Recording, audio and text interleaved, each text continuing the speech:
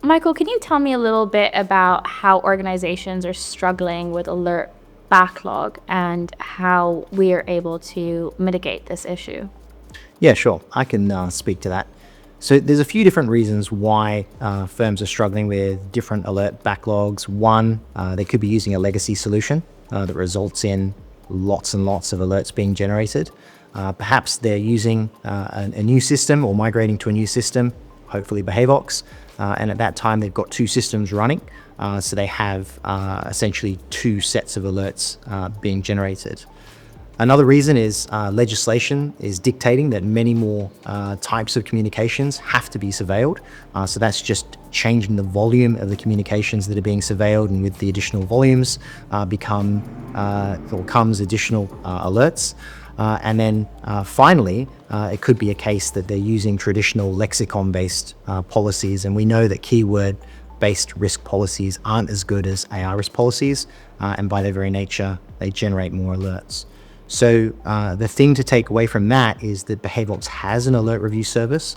We've got qualified onshore alert reviewers, many of whom have worked in the alert review space for many, many years, and we can help our customers get past these different humps or backlogs with alerts.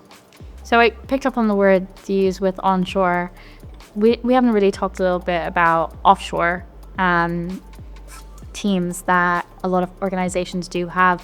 Do we find that offshore teams, because potentially they're not as trained, do also contribute to a backlog of alerts?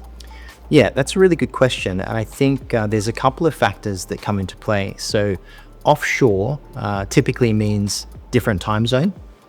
Typically it means different understanding of different legislation. So they're not as up to date on localized legislation.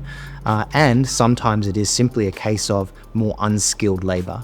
So all of those three things and more contribute to lower alert volumes being reviewed on a daily basis, and those alert backlogs growing.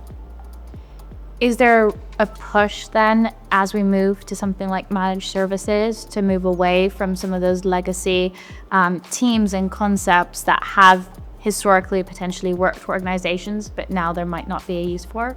Absolutely. What we're seeing from many of our customers is that they're smart buyers. They're smart buyers of technology. They're smart buyers of services. And what they're looking for are team members that can become integrated into their surveillance team. So the onshore model works really well for our customers, and they can actually have someone that's trained on the Behavox platform, or indeed agnostically trained on their own platform that can help review alerts as part of their surveillance team.